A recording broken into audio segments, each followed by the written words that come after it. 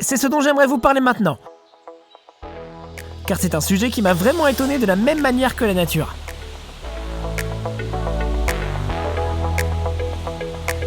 Et dès que l'on arrive à Oslo, on se rend compte que les Norvégiens s'y connaissent en matière de design. Prenez par exemple le quartier du projet Barcode, construit à l'emplacement des anciens docks maritimes. Sa conception est une classe de maître en matière de Feng Shui.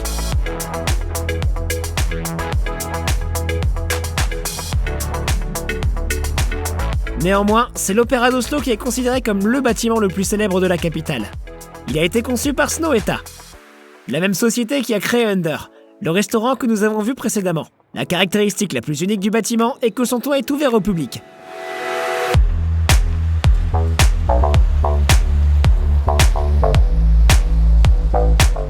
Les bâtiments bien conçus ne se limitent pas qu'à Oslo, et les églises en sont un excellent exemple. Voici par exemple une église que j'ai trouvée à Narvik. Un design céleste, vous ne trouvez pas ?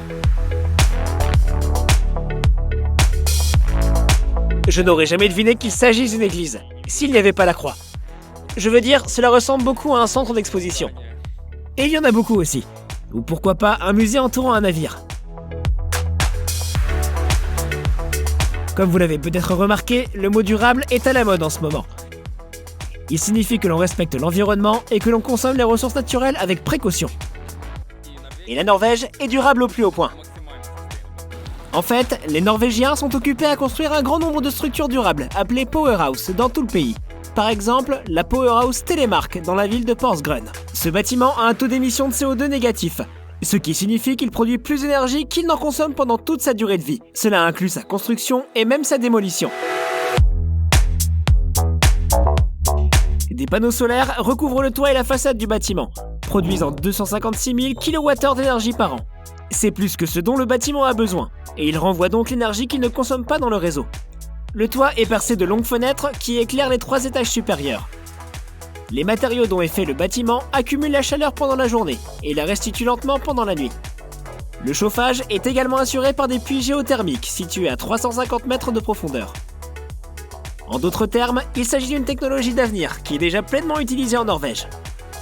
Et j'espère que nous pourrons bientôt tous en profiter. Laissez-moi maintenant vous présenter l'un de mes sites préférés, situé au parc national au nom très compliqué. Il est aussi appelé Point de vue de Snohetta. Il a été réalisé par le même bureau d'architectes.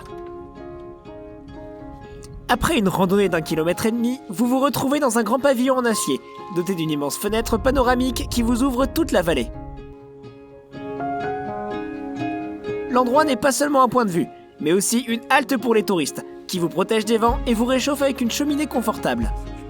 J'ai l'impression d'être au cinéma, car tout le monde chuchote pour ne pas vous déranger pendant que vous profitez de la vue. Et les vues ne se limitent pas au paysage. On y voit notamment des animaux sauvages, notamment des cerfs du Nord et même des renards arctiques.